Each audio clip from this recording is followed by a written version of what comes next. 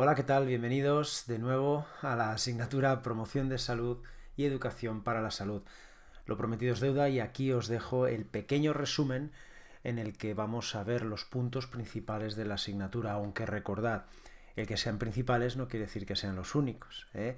Esto simplemente es un pequeñito resumen que os puede llegar a ayudar a repasar la asignatura de manera rápida, pero poco más, ¿eh?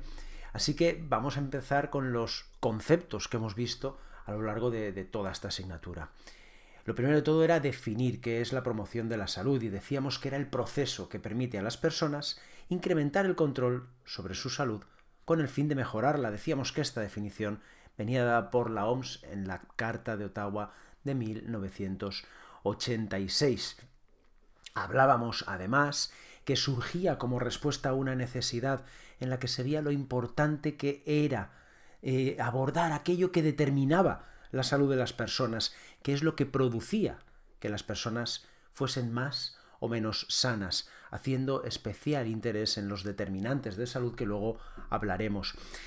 También es una transformación política y social. Veníamos de una época en la que la gente no tiene ese poder de generar salud por sí misma, sino que dependía del sistema sanitario.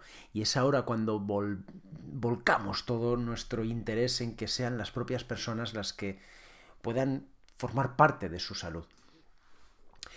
Aparecen las políticas, por lo tanto, en salud como herramientas que nos permiten incidir en la salud de las personas, creando ambientes favorecedores para su salud y para su bienestar. Y hablábamos de la necesidad de que la salud fuese algo que estuviese en todas las políticas. Y esto decíamos que dependía de los gobiernos, porque los gobiernos eran los que debían de generar la gestión sanitaria y proveer de los servicios de salud. Esto llevaba a desarrollar condiciones que apoyaban la salud de una manera más directa. Y como hemos comentado, hablábamos de determinantes de la salud, y en cuanto a los determinantes de la salud decíamos que, según el glosario de la OMS, era el conjunto de factores, tanto personales, sociales, ambientales, que determinan el estado de salud tanto de los individuos como de las poblaciones. Y recordábamos un poquito que en 1974 fue Fran Lalonde el que habló de estos determinantes de la salud, diciendo que sobre la salud influían 4 factores: el medio ambiente, el estilo de vida, la biología humana y el sistema sanitario. Recordad que también luego, al final, le añadiremos a estos determinantes de la salud un factor nuevo, como era nuevo en cuanto a lo que decía Fran Lalonde. Recordad que cuando hablábamos de alfabetización para la salud, decíamos que era de la misma época y que se convertía quizás en uno de los factores o determinantes de la salud más importantes. Dentro de los determinantes de la salud hablábamos de los determinantes sociales y estuvimos hablando largo y tendido sobre ellos, diciendo que eran las condiciones sociales en las que las personas viven y trabajan y que impactan directamente sobre su salud. Y decíamos que para vivir una mejor o peor salud, pues habían una serie de factores, y también veíamos que, por desgracia, estos factores de tipo social eran los que más influían en la salud de las personas. Hablábamos de la pobreza, hablábamos de la edad, hablábamos del sexo, cosas que veremos a continuación. Recordad también lo que comentábamos, ¿no? Que la salud mejoraba notablemente dependiendo de la clase social, que a mayor clase social, mayor estado de salud. Y justo al contrario, a peor clase social, peor estado de salud. Y hablábamos de que esto era una relación totalmente lineal. Y hablábamos que esto se debía a que existía un gradiente social y que esto a su vez lo que generaba era desigualdad, tanto desigualdad en salud como de acceso a los servicios sanitarios y sobre todo desigualdad de oportunidades de producir salud. Por lo tanto, hablábamos y decíamos que esto era, entre comillas, la frase más impactante del curso, porque veíamos que realmente los responsables de la mortalidad y la morbilidad no eran los factores de riesgo clínicos conocidos, sino que era la gran brecha que existía entre los determinantes de la salud. Y es aquí donde decíamos que la verdadera importancia de nuestro sistema sanitario era actuar como un determinante más, y que los profesionales sanitarios formamos parte de este determinante, pero que muchas veces centrábamos toda nuestra atención en resolver factores de riesgo clínicos y nos olvidábamos de que lo realmente importante eran las causas de estas causas. ¿Qué es lo que me genera estos factores de riesgo? Y era aquí donde hablábamos ampliamente sobre una pequeña demostración de cómo los determinantes sociales generaban este tipo de problemas. Y resumiendo, decíamos que la vulnerabilidad de las personas con pocos recursos es donde se encontraban las clases sociales más bajas, y que esa vulnerabilidad era mayor y que había una gran cantidad de grupos vulnerables que hacían que estas personas pues viesen afectadas sus vidas, sobre todo desde un punto de vista de la salud.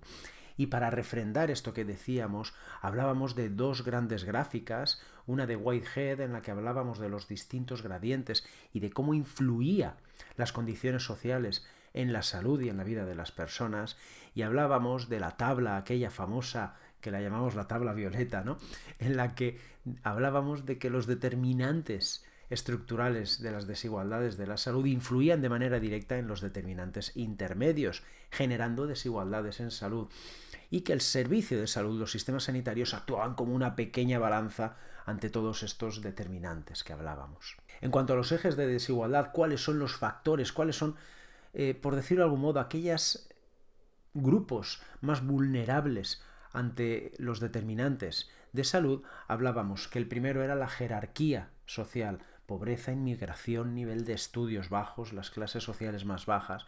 La edad era otro eje de desigualdad, sobre todo cuando hablamos de edades pues cada vez más mayores.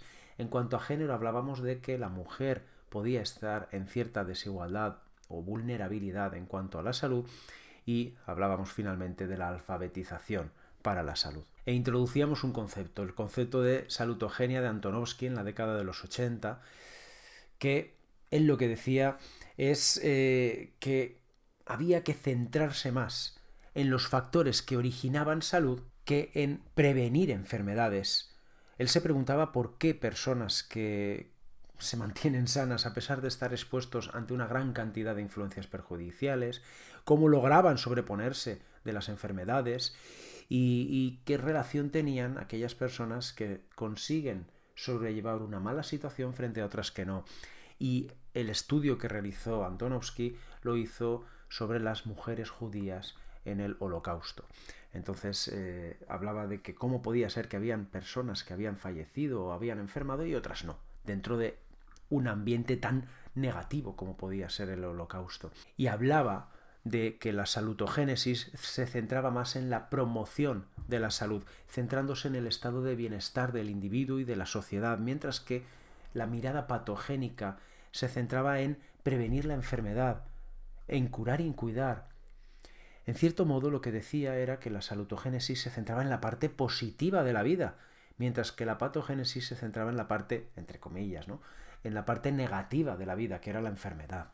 Esto supuso un cambio gigantesco en el paradigma del sanitario que teníamos hasta ese momento, en el que nosotros nos centrábamos en mirar enfermedades, medirlas, buscar factores de riesgo, y el enfoque salutogénico hablaba de otra cosa, hablaba de bienestar, hablaba de salud, y sobre todo le daba ese poder de la salud a la población. Y él se preguntaba lo que hemos comentado, ¿no? ¿Por qué hay personas que ante una situación de estrés padecen enfermedades y hay otras que no? Y entonces hablaba de dos principales conceptos: los recursos generales de resistencia y el sentido de coherencia. Los recursos generales de resistencia, por decirlo de algún modo y para entenderlo mejor, son los recursos que cada uno tiene, mientras que el sentido de coherencia es cómo uso esos recursos. Si os acordáis, aquí ponía el ejemplo de dos deportistas, uno con una capacidad física gigantesca y otro con una capacidad física menor, pero que este último entrenaba mucho más que el primero, y por lo tanto en una competición llegaba el momento en el que aquel que tenía peores condiciones pero había entrenado más, ganaba al que tenía mejores condiciones, pero había utilizado peor sus capacidades. Y en cuanto a la comunidad, la describíamos como el conjunto de personas que vivían en el mismo territorio y que tenían relaciones e intereses comunes, hablando que la comunidad se componía de 4 factores: el territorio, la población, los recursos y las demandas. Aunque también veíamos que hoy en día pertenecer al mismo territorio no tiene por qué formar comunidad, sino que hoy en día también las comunidades están dispersas en los territorios gracias a las telecomunicaciones que tenemos y a estos avances que hemos tenido en los últimos años. Con lo cual, el estudio de una comunidad se podría ser más complicado, ¿no? Debido a que ya no solo nos tenemos que centrar en puntos concretos geográficos, sino que tenemos que centrarnos sobre todo en las relaciones y en los intereses comunes que tienen las personas. Otra definición que dábamos era la atención comunitaria, hablando que era el conjunto de actuaciones con participación de la comunidad orientadas, bla, bla, bla, hablábamos de un montón de cosas, y esta gran definición la resumíamos en 4 puntos. Decíamos que la atención comunitaria era la participación comunitaria de la comunidad, detectar las necesidades de esa comunidad mediante la participación de esa comunidad, identificar qué recursos tenemos y a través del trabajo multidisciplinar crear programas comunitarios. Y esta era la definición de atención comunitaria. También hablábamos que la participación comunitaria era el proceso a través del cual diferentes agentes de la comunidad se involucraban de manera directa o indirecta para tomar decisiones, para planificar, para diseñar, para coordinar, para implementar, para evaluar servicios que redundaran en beneficio de la comunidad.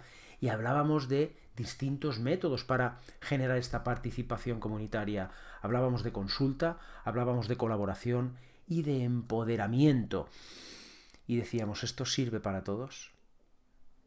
Y ahí dejábamos en el aire la pregunta, ¿no? En cuanto al modelo de acción comunitaria, decíamos que era un proceso comunitario que se caracterizaba por favorecer la participación activa de la ciudadanía, implicar a la administración local y coordinar y usar los recursos existentes. Y para corroborar esto que decíamos, nos centrábamos en este gráfico que repetíamos a lo largo del curso, diciendo que los protagonistas clave del modelo de acción comunitaria eran, por un lado, las administraciones, por otro, los recursos técnicos, tanto públicos como privados, que tenía esa comunidad, y por último, la ciudadanía, en la que repetíamos que tenían derecho a la participación y sobre todo decíamos que tanto las administraciones como los recursos técnicos debían de dirigir todas sus acciones por el bien de la ciudadanía y centrándonos en que la ciudadanía eran el eje central de este modelo de acción comunitaria. Y hablábamos de la atención primaria orientada hacia la comunidad, como la práctica de la atención primaria con responsabilidad poblacional y que se orientaba a mejorar la salud de una comunidad concreta, basada en identificar necesidades, generar acciones correspondientes y, sobre todo, con la participación de la comunidad, coordinando todos los servicios que tenemos alrededor para generar esa salud.